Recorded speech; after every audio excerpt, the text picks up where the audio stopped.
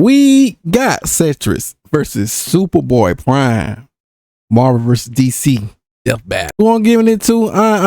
Sentry. I gotta give it to him, Brody.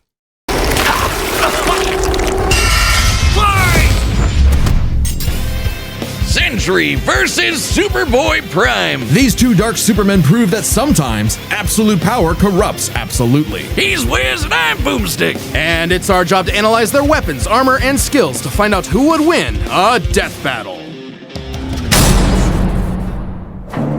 One superhero stands alone at the peak of Marvel Comics. He's a brilliant scientist and friend to all, the Golden Guardian of Good, the Sentry. Which makes it all the more mysterious when all of humanity forgot about him, as though he never existed in the first place. What if the reason we forgot Sentry is that he wanted to be forgotten? To save us from himself. As the story goes, Robbie Reynolds was just your average, ordinary high school teen until the day he accidentally drank this super soldier serum. At that moment, Robbie was imbued with the power of 1,000,000 exploding suns, becoming one of the strongest superheroes in existence. That's gotta be one hell of a bowel movement. And what better way to use his new powers than to become a Sentry to all mankind? In a never-ending crusade against his deviant... It's crazy because I low-key like his outfit more than Superman.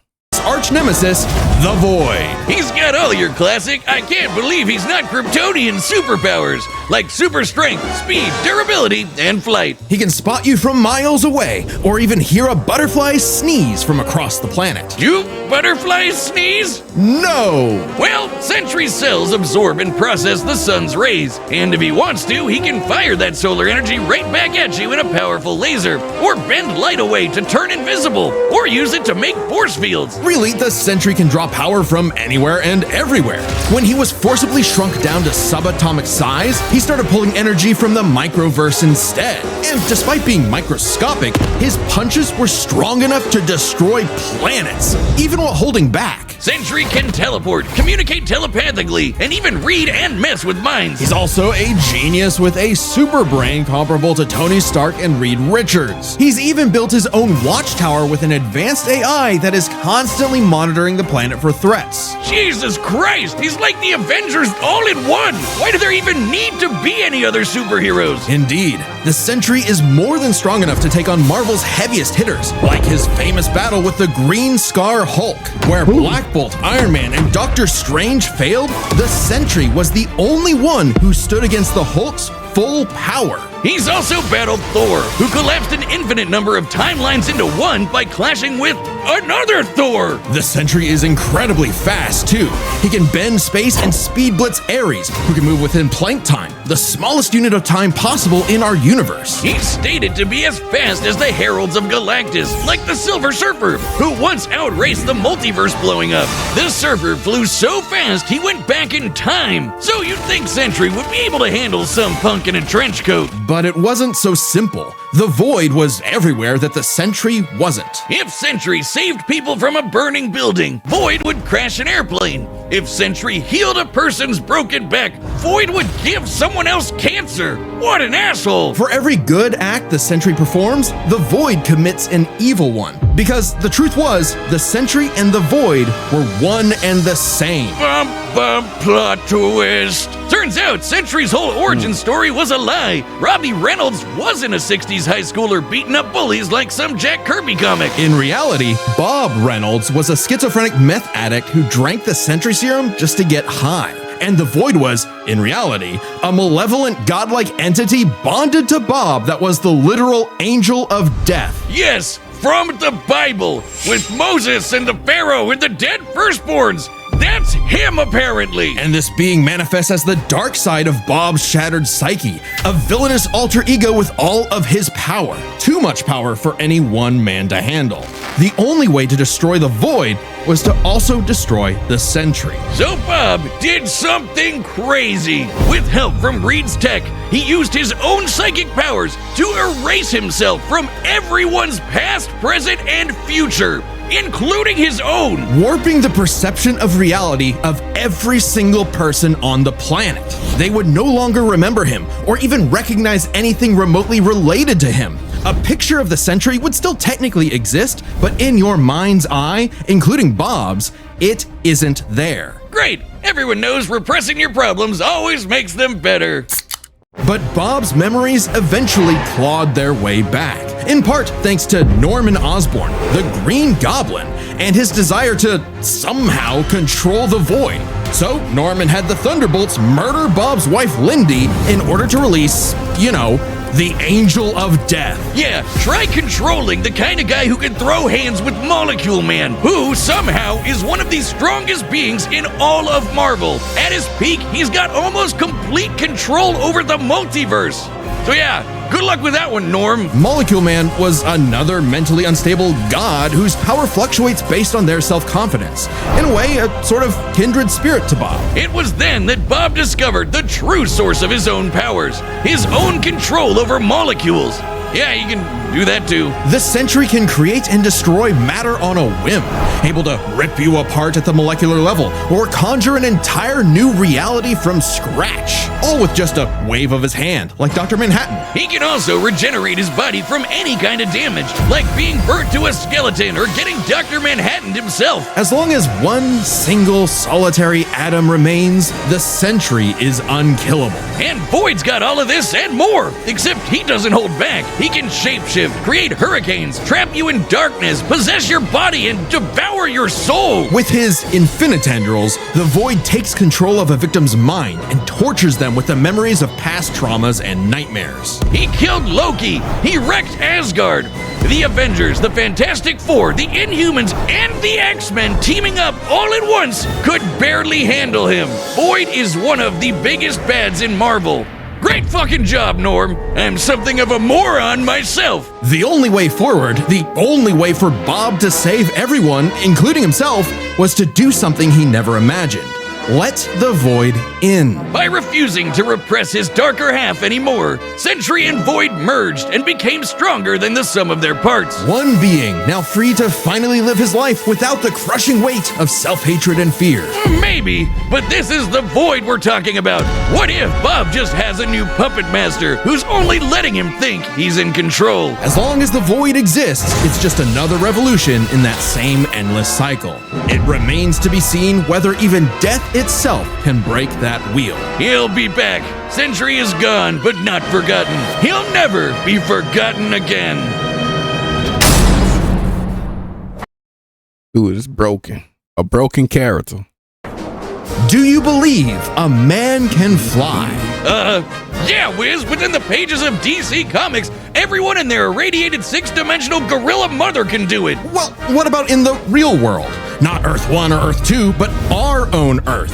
Earth Prime. The Earth of you, me, and Clark Kent. A totally normal boy from New England who just happened to share a name with that comic book character. Mere coincidence. That is, until the day Clark took a leap of faith and believed he could fly. And he did!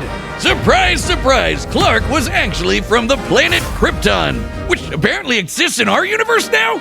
Anyway, the real Superman, the one from all those comics he loved, showed up just in time to give him the skinny on being Superboy. Wait, he could have chosen me! I believe I can fly! Bugsy, don't jump off the... Clark had all your classic Kryptonian powers. Flight, heat vision, microscopic and telescopic sight, Arctic breath. It was the dream that every little boy had finally come true. Ow. Just in time for his universe, our universe, to be annihilated literally 1 month later in DC Comics Armageddon, the Crisis on Infinite Earths. Wiz, we're canonically dead since 1986 apparently. With everyone he knew and loved gone, Clark took shelter in a pocket dimension with other cosmic refugees. Now an anachronism in DC's new, rebooted, post-crisis continuity, Clark was forced to watch as the comics landscape changed before his eyes. As stories became darker and morally complex, as heroes failed to be the paragons of good he saw them as in his childhood. As someone else got to be Superboy. Some people can't stand change, can't stand to see a world that doesn't look the way it did when they were a child. The day needed to be saved by Superboy, the real Superboy, Superboy-Prime. So he did what any Superboy would do. Punch really hard. He punched his way out of the dimension so hard, the shockwaves rippled through the universe and retconned DC Comics. Superboy was back, and he was gonna fix comic books forever. Hell yeah! No matter how many fake heroes got in his way. Oh shit! Super Chud Prime isn't just your ordinary Kryptonian. Oh no, he's pre-crisis. As in, from before the Crisis on Infinite Earths, a time when comics were a bit more comical. When Superman could sneeze solar systems apart or tow a galaxy of planets behind him like it was nothing. Or clash with another Kryptonian so hard, they generated enough power to restore an infinite number of timelines. Get ready to hear that word a lot. My favorite is the time Superman flew so fast he broke the light barrier, the time barrier, and even the bonds of infinity. I wonder if these writers ever imagined this bullshit would feed nerd arguments for the next half century. Not that I'm complaining. That's how I get paid. Prime would know he is a self-described power scaler's dream. Huh. You think he's heard about it? Oh. Then Superboy-Prime might get it.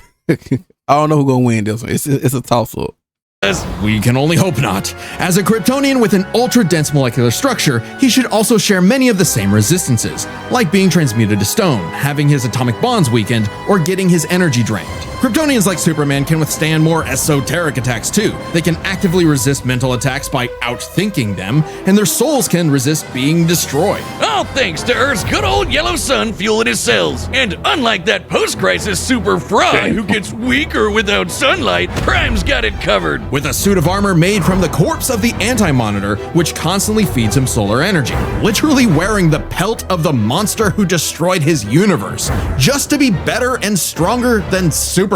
Because that's what he thinks he is. Superman with better feats and scaling. Superman, but real. Superman, if he was a fucking idiot. Okay, sure, he has the same hyper-efficient brain that all Kryptonians have, but when it came to being a superhero, he was a violent, immature moron. Exactly what you'd expect from a kid who never grew up and never learned to hold back. Instead of saving Earth's heroes, he started massacring them. And let's be real, there's a part of him that knows that editorial will just bring them all back eventually. He's battled the Doom Patrol, Justice Society, Teen Titans, and 3 Flashes at once. He effortlessly murdered an alternate universe Justice League and even killed his rival, Connor Kent, the new Superboy. Even as other Kryptonians grew in power to become comparable to their pre-crisis iterations, Prime still held an advantage because he never held back. Like the time he tore apart the Monarch's armor, accidentally unleashing the Big Bang in his face, destroying the universe, and he was fine. Or the time a Guardian of the Universe blew himself up in an attempt to stop Prime, blasting him into the multiverse atom by atom, and that only made Prime stronger. Or the time he fought a potential future version of himself who became a god of time, and instead of teaming up, Prime stupidly attacked him and accidentally retconned themselves both out of existence. Which sent him home, back to his original universe, our universe. Except now everyone he knew, his parents, his girlfriend Lori, had been reading his comics. They knew what he had become, and they were terrified. Once again, forced to watch as his heroes progressed without him, he pored over comic after comic, learning everything about DC. And a little bit of Marvel. Only to discover his worst possible nightmare. Not only would he never get to be Superman, he wasn't even a super villain that people liked. Turns out, power levels aren't everything. So, naturally, he flew to DC headquarters and attacked the people writing his own comic. Like some infinitely recursive meta hell. Prime had become a whiny, Bro having a tantrum moment. petulant, reactionary fanboy. Wiz, you think he's the guy Nah, bro's a fanboy. posting on our Reddit? And at the peak of his violent temper tantrum, he murdered the Golden Age Superman, the original Superman. Action Comics #1, the first superhero. Instead of restoring DC's glorious past, Prime beat it to death. He needed to change. And that opportunity came when this alternate universe Jokerized Batman who laughs threatened to destroy all of reality. Prime was drafted to help save the day, and it turned out he was the only Superboy who could. Remember that time Prime punched reality so hard he retconned DC Comics? Turns out that was no coincidence. Due to his repeated excursions across the multiverse, Prime became a space-time anomaly, and he slowly learned how to manipulate reality itself with his fists. I guess you could call it his retcon punch! At first, its effects were random, like bringing Jason Todd back to life or restoring Beast Boy's memories, but he started to use it to rewrite continuity to fix the evil universes of the Batman Who Laughs, giving them and all the characters inside of them happy endings. In a weird way, that's what Superman has always done, right? Punch the bad guys so hard he saves the day. Prime can punch hard enough to enter the time stream, seemingly exit the comic medium entirely, and even defeat the nigh omnipotent Darkest Knight. Yes. Like I said, it's a toss-up. Either way, I'm giving it the Super. I still said Sentry, but I don't know, man. I don't know. I feel like it can go either way. Was powerful enough to beat Perpetua, the goddess who created all of DC Comics, the whole shebang. And Prime hit the Darkest Knight so hard, he erased his entire evil multiverse. A feat that no one actually saw happen. Prime's first true act of heroism was one that he did selflessly, and it was the first step toward becoming a true hero. The kind of hero that Superman always secretly knew he could be. A hero who could someday get his own issue #1. A hero like, well, Superman. Maybe one day Prime will truly believe in himself, just like he once believed he could fly. All right, the battle's about to begin, but first, Hitch calls are back. Hey, I'm Ben, the voice of Wiz. This is a way to meet with Chad and I. You're being mailable. Our own private number just directly. Let's get to this battle, but don't forget to grab your pitch on deathbattle.gg. Yeah. All right, the combatants are set, and we've run the data through all possibilities. It's time for a death battle!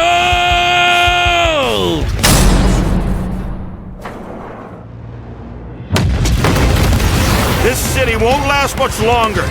Quit while you're behind, kid. Mess up a superhero crossover? No way, dork. Onomatopoeia coming right up!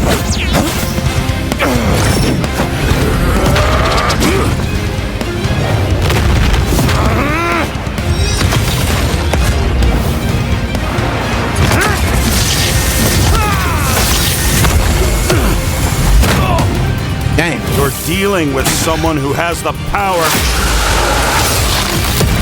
of 1,000,000 exploding suns! That's a bar. Big mistake, dipwad. It's prime time. It's what?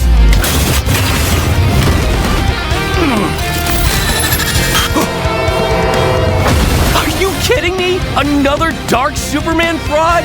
Boring! It's cool when I do it.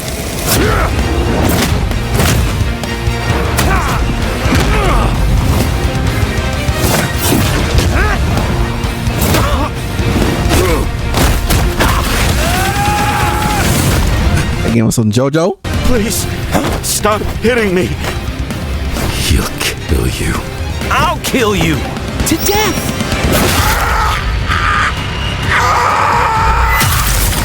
Bye-bye, Bob.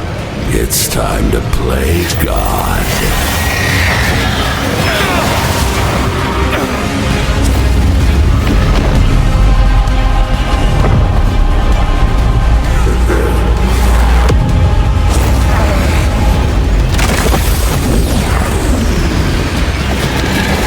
Okay, you weren't joking. Definitely a crisis-level threat. Luckily, so am I. Run all you want! If Bob couldn't escape me. What hope do you have, boy? Hey, they're kind of hard. Afraid of the Dark Clark? What kind of a hero are you? Remind me again, whatever happened to Lori?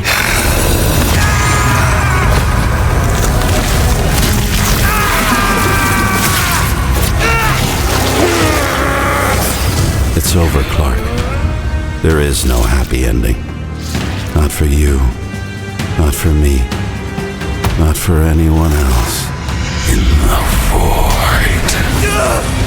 Haven't you ever read a comic book, you big freaking nerd?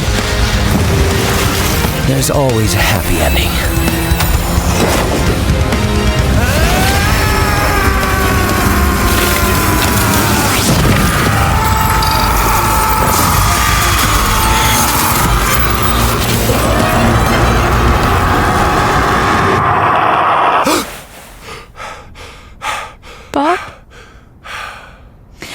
You kept talking about the Sentry. Bad dream? No idea, Lindy. Best sleep I've had in years. Crisis averted. Like I said, that right now was like a toss up either way you want to go, but yeah, Super got it. I don't think I've ever seen someone beaten to death so wholesomely before. Let's break this down into 3 chapters: their strength, intelligence, and powers. As with any flying brick fight, the first question you gotta answer is, who's stronger? Prime and Sentry are naturally 2 of the heaviest hitters in DC and Marvel, more than capable of matching and surpassing Herald-level opponents like Superman and Thor. Who are both strong enough to create and destroy an infinite number of timelines with their clashes. Just absolute wacky bullshit like that. So in order to pick a winner, we have to take a close look at the strongest beings they fought: Molecule Man and the Darkest Knight. Sentry beat the crap out of Molecule Man, but remember, Eminem's power can fluctuate a lot, and when he fought Sentry, he wasn't at his full power, so we can only scale this so far. But Prime overpowered the Darkest Knight after the Mad Bat had absorbed the powers of both Perpetua and, what do you know, Dr. Manhattan, both of which alone could threaten all of DC Comics. And unlike with Molecule Man, there's nothing to suggest the Darkest Knight was holding back. In a straight brawl, Prime takes the edge in strength. But muscles aren't everything. Maybe Sentry could figure out a way around Prime's brawn with his intelligence. While Prime does possess a super advanced Kryptonian brain, he clearly does not use it to its full extent. It's less that he's dumb and more that he's a teenager and has a habit of crashing out. The Sentry, on the other hand, has been compared to Tony Stark and Reed Richards, some of the most intelligent people in all of Marvel Comics. Sure, he mentally struggles with the whole Void thing, which sucks for him, but losing control to the Void only makes him more dangerous. And as the Merge Sentry, he's operating at his peak, fully in control of his powers. In a test of wits and wills, the Sentry was the more intelligent. But the main question in this matchup had to do with their batshit insane powers. With the Sentry's ability to reshape molecular matter and warp perception of reality to such an incredible degree, his powers seem much more versatile than Prime's. Prime may be stronger, but heat vision, frost breath, and Kryptonian punches aren't going to do much in the long run against someone who can regenerate from a single atom.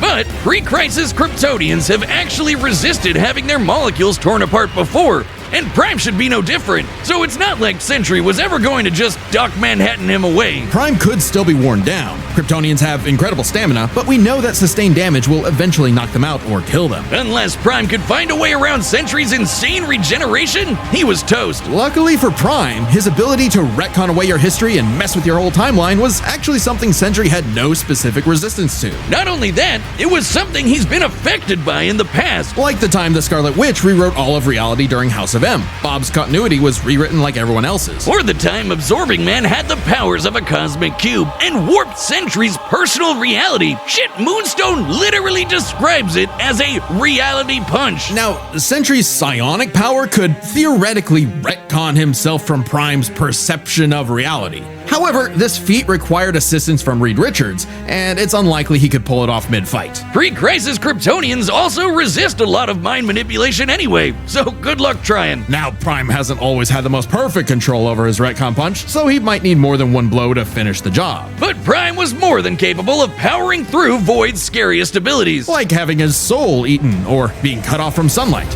I guess that edgelord solar armor came in handy after all. In short, Prime could resist everything Sentry could throw at him, but Sentry couldn't do the same. Prime takes the final edge in powers. With no way to easily put him down, Prime would eventually muscle his way through and retcon the Void away for good. Sorry, Bob. Defeat was unavoidable. The winner is Superboy-Prime.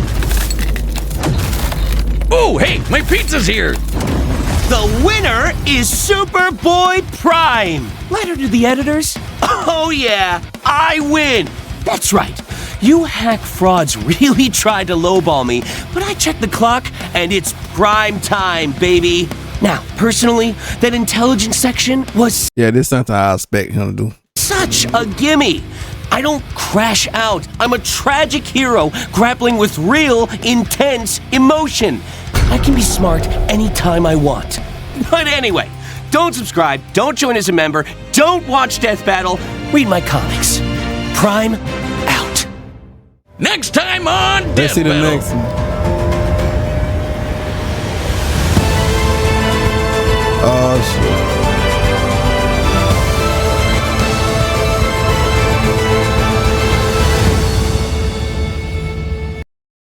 Okay, I don't know who's gonna win on this one, but you already know, man. Think about that shit, so like it's a